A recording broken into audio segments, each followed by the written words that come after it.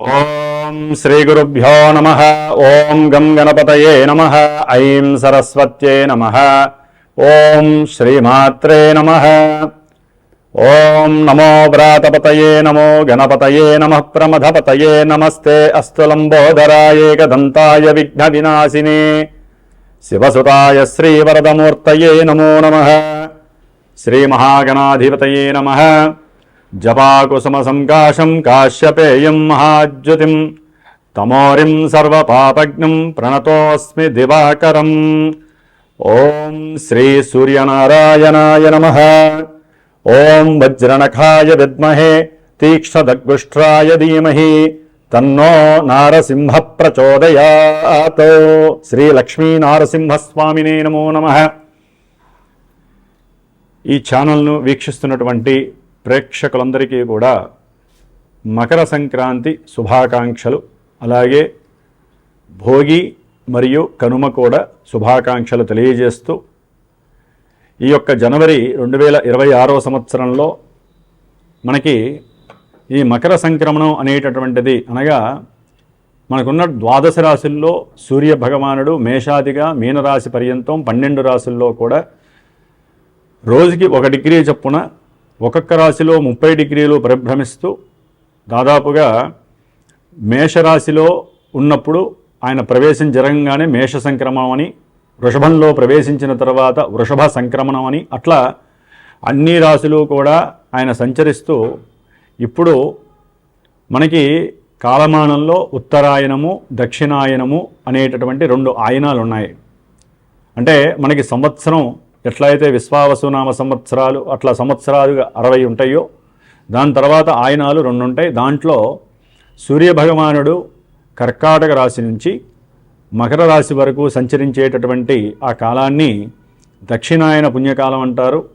ఈ దక్షిణాయన పుణ్యకాలంలో మానవులకి కోరిక మరియు వాంఛలు నెరవేరటానికి, ఒక క్రమబద్ధీకరణమైనటువంటి జీవితాన్ని అనుభవించటానికి, దైవత్వం మీద, మన యొక్క ఆచారాల మీద, సాంప్రదాయాల మీద సరైనటువంటి అవగాహన, వాటి యందు నిర్ణీతమైనటువంటి ఒక దృష్టిని కేంద్రీకరింపజేస్తూ ఎన్నో ఉపవాసాలని, దైవారాధనలు, ఎన్నో పూజలు మనకి ఆశ్వీజ మాసం, అమ్మవారు, కార్తీక మాసం, ఈశ్వరారాధన, అలాగే మార్గశిర మాసం, పౌష్యమాసం, ఇట్లా ఈ మాసాలన్నీ కూడా దాటుకుంటూ చాతుర్మాస్య వ్రతాలన్నీ అయిపోయిన తర్వాత సూర్యభగవానుడు ఈ యొక్క జనవరి 14వ తేదీన మకర రాశిలోకి తన యొక్క సొంత నక్షత్రమైనటువంటి ఉత్తరాషాఢ నక్షత్రము 2వ పాదంలో తన యొక్క సంచారాన్ని మకర రాశిలో ప్రవేశం చేస్తూ ఉంటాడు. ఆ మకర రాశిలోంచి మరలా కర్కాటక రాశి వరకు వెళ్ళేంత వరకు, అంటే మిథున రాశి అంతం వరకు కూడా ఆయన పరిభ్రమించే ఈ 6 నెలల కాలాన్ని ఉత్తరాయణ పుణ్యకాలం అంటారు.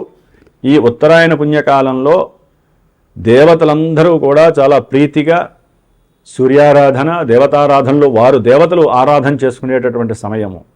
కాబట్టి ఉత్తరాయణ పుణ్యకాలంలోనే చాలా విశేషమైనటువంటి గృహప్రవేశాలు కావచ్చు, శంకుస్థాపనలు కావచ్చు, బ్రాహ్మణుల యొక్క ఉపనయనాలు కావచ్చు, అట్లాగే దేవతా ప్రతిష్టలు కావచ్చు, ఇట్లా ఎన్నో విశేషమైనటువంటి లోకహితార్థమైనటువంటి దైవ కార్యక్రమాలు జరుగుతూ ఉంటాయి ఈ ఉత్తరాయణ పుణ్యకాలంలో. కాబట్టి ఎప్పుడైతే ఈ సూర్యభగవానుడు మనకి ఈ సంవత్సరం ముఖ్యంగా 14వ తారీఖున బుధవారము బహుళ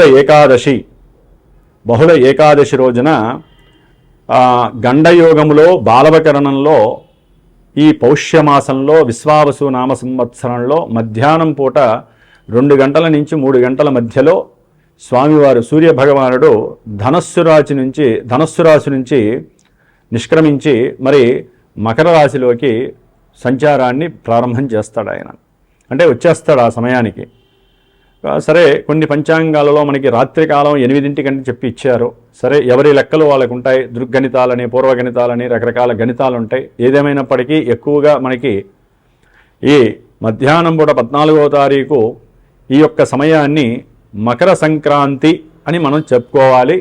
అయితే అపరాహ్న సమయం దాటిపోయింది కాబట్టి ముఖ్యంగా ఈ సంక్రమణం విశేషం ఏంటంటే ఈ ఉత్తరాయణ పుణ్యకాలం ప్రారంభంలో ఎవరైతే చనిపోయినటువంటి వారికి, అనగా తల్లిదండ్రులు కావచ్చు, తాత ముత్తాతలు కావచ్చు, వారి యొక్క తాత ముత్తాతలు కావచ్చు, వాళ్ళందరి యొక్క గోత్రము, పేర్లు చెప్పి ఎవరైతే మరి తర్పణాలు వదిలి బ్రాహ్మణుడికి విశేషంగా అన్నదానం కానీ, బ్రాహ్మణులకి విశేషంగా స్వయంపాక దానాలు కానీ, తమకు తోచిన విధంగా గోదానాలు కానీ ఇస్తారో ఆ యొక్క విశేష పుణ్య ఫలితము వారికి మోక్షప్రాప్తి, స్వర్గప్రాప్తితో పాటుగా ఈ కార్యక్రమాలు నిర్వర్తించడం ద్వారా ఇక్కడ భూలోకంలో వీరి యొక్క సంతతి, వీరి యొక్క వంశము వృద్ధి చెందుతుంది, గోత్రము నిత్యము కూడా వృద్ధి చెందుతుందని చెప్పి మన యొక్క పూర్వీకులు చెప్పి ఉన్నారు.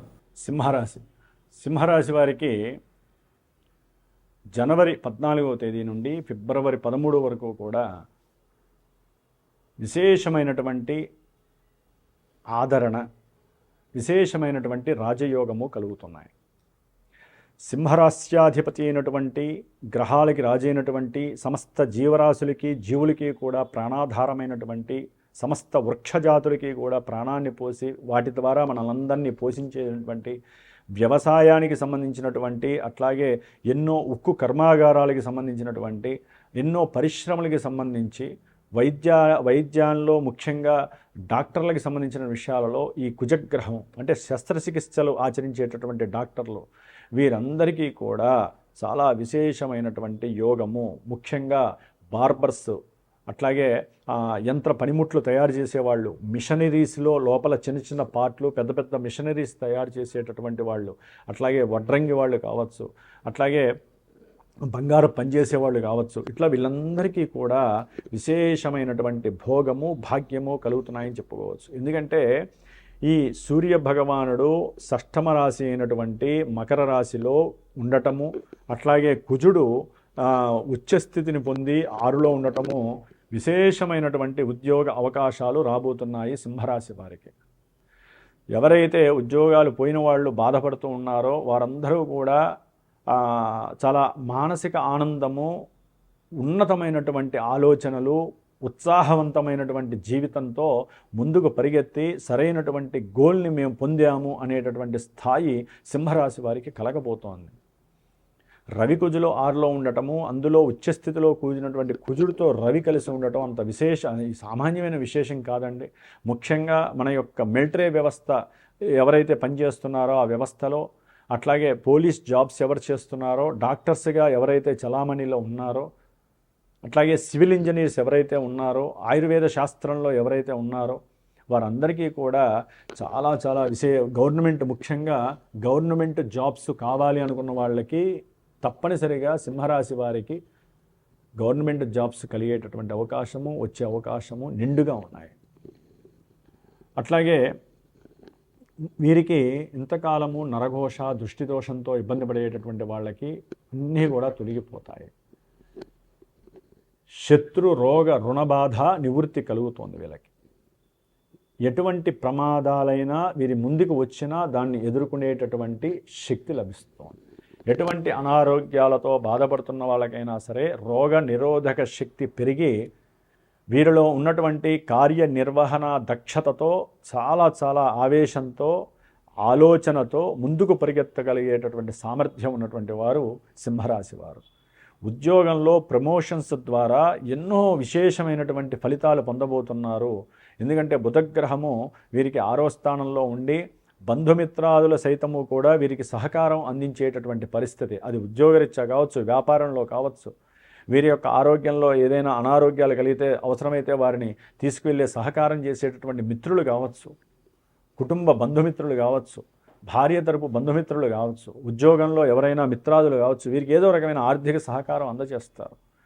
అట్లాగే వీరు ఏదైనా సరే వాహనాలని కానీ గృహాలని కానీ అమ్మేటటువంటి పరిచర్య చేస్తుంటే అక్కడ మాత్రమే కొంచెం సమస్యలు ఎదురవుతాయి. అంటే వీరు ఎవరైనా సరే ఒక స్త్రీ మధ్యవర్తిగా ఉన్న, అది వివాహాలకి సంబంధించి ఉన్న, అంటే కొంత మ్యాట్రిమనీస్కి సంబంధించిన వాళ్ళతో మోసపోయే అవకాశాలు ఉంటాయి. కొంచెం జాగ్రత్తగా ఉండాలి సింహరాశి వారు. అంటే వివాహపరంగా కావచ్చు, ధనపరంగా కావచ్చు, ఏదైనా వ్యాపారంలో క్రయ విక్రయాదుల పరంగా కావచ్చు, ధనపరంగా కొంచెం నష్టాలు చూసే పరిస్థితి కలుగుతుంది. భార్యాభర్తల మధ్య సరైనటువంటి అవగాహనతో కూడినటువంటి మాట ముచ్చట లేక సరైనటువంటి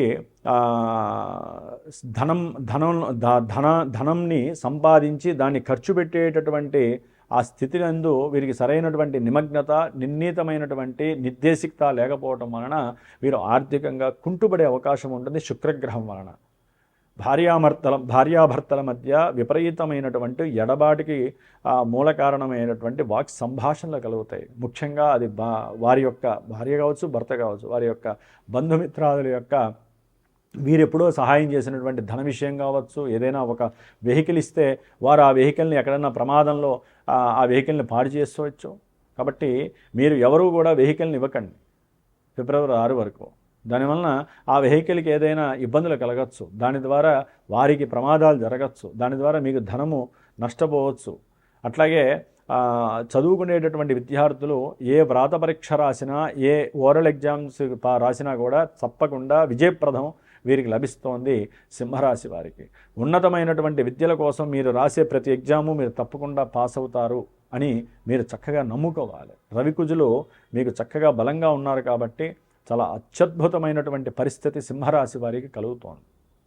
తప్పనిసరిగా ఏదైనా బ్యాంకు రుణం మీకు ఇప్పటి వరకు ఇస్తాంలేండి, లేకపోతే మీ దగ్గర ఆ పత్రాలు లేవు, ఈ పత్రాలు లేవు, ఈ ఇంటికి సంబంధించి మీకు కష్టం అండి డబ్బులు రావడం అన్నవాళ్ళు ఫోన్ చేసి మీ గృహ నిర్మాణం కోసం కావచ్చు, మీ యొక్క స్థలం ఏ హెచ్ఎండిఏలో మీరు ఫ్లాట్ కొనేటటువంటి పరిస్థితుల్లో కావచ్చు, లేదా పాత ఇల్లు పడగొట్టి కొత్త ఇల్లు కట్టేటటువంటి నిర్మాణంలో కావచ్చు, అన్నదమ్ముల విషయంలో కావచ్చు, ఏదైనా వైరాలున్నా ఇవన్నీ కూడా మీకు ఫ్రూట్ఫుల్నెస్ని ఇస్తాయి. అంటే ఆ వస్తువులు అంటే ఆ గృహము కానీ ఏదైనా ఇంట్లో గృహ సామాగ్రి కొనడానికి కానీ, అది ఫ్రిడ్జ్ కావచ్చు, ఒక సెల్ ఫోన్ కావచ్చు, లేదా ఒక వెహికల్ కావచ్చు, వీటికి సంబంధించి వెహికల్కి సంబంధించింది అయితే కనుక కొంత లేట్ అవ్వటము, లేకపోతే మీకున్నటువంటి ఇన్కమ్ ట్యాక్స్ రిటర్న్స్లో ఒక కాగితం మిస్ అవ్వటము, సరైన సమయానికి ఆ కాగితం మీ దగ్గర లేకపోవడం వలన కొంచెం ఆలస్యం అవ్వటం, లేకపోతే వెహికల్కి సంబంధించి పోస్ట్ పోన్ అవ్వటం, ఇలాంటివి జరిగే అవకాశం ఉంటుంది. కాబట్టి ఒక స్త్రీ యొక్క కలయిక మీ కుటుంబంలో, అంటే ఉద్యోగంలో మీరు పనిచేస్తున్నప్పుడు సేవకా విభాగంలో కావచ్చు, లేకపోతే రాజకీయ రంగంలో వాళ్ళు కావచ్చు, లేకపోతే ఒక రియల్ ఎస్టేట్ల వ్యవహారంలో కావచ్చు, ఎక్కడైనా పనిచేసేటటువంటి వాళ్ళకి ఒక స్త్రీ యొక్క కలయిక అంటే ఒక మాట కావచ్చు, కమ్యూనికేషన్ వల్ల కావచ్చు, ఫోన్ ద్వారా కావచ్చు, మీ గృహంలో మీ భార్యాభర్తల మధ్య అది పెద్ద సమస్యగా మారి ఎడబాటుకి దారితీస్తుంది. ఒక్కొక్కసారి పోలీస్ స్టేషన్కి వెళ్ళి రావాల్సిన పరిస్థితి కూడా వస్తుంది. మీ మీద లేనిపోని అపనిందలు, అనుమానాలు, అవమానాలు కలిగే అవకాశం ఉంటుంది. కాబట్టి మీరు మీరు అప్పిచ్చినా ఇబ్బంది పడతారు, ధనాన్ని అప్పు తీసుకున్నా కూడా వాళ్ళు మిమ్మల్ని ఇబ్బంది పెట్టే పరిస్థితులు ఉంటాయి. కాబట్టి సమయస్ఫూర్తిగా మంచి ఆత్మనిగ్రహ శక్తితో, ధైర్య సాహసాలతో, మంచి యాటిట్యూడ్స్తో మీకున్నటువంటి తెలివిని రంగరించి, ధైర్యాన్ని, ఆత్మస్థైర్యాన్ని, మీకున్న అనుభవాలని, మీ తండ్రి గారు మీకు ఇచ్చేటటువంటి ప్రోద్బలాన్ని అన్నిటిని మిక్స్ చేసి మీకు వచ్చే ప్రతి ఆపదని కూడా మీరు నెట్టుకుంటూ ఇంట్లో గృహ వాతావరణాన్ని ఆనందంగా ఉంచుకునే ప్రయత్నం మీ చేతుల్లోనే ఉంది, గుర్తుంచుకోవాలి.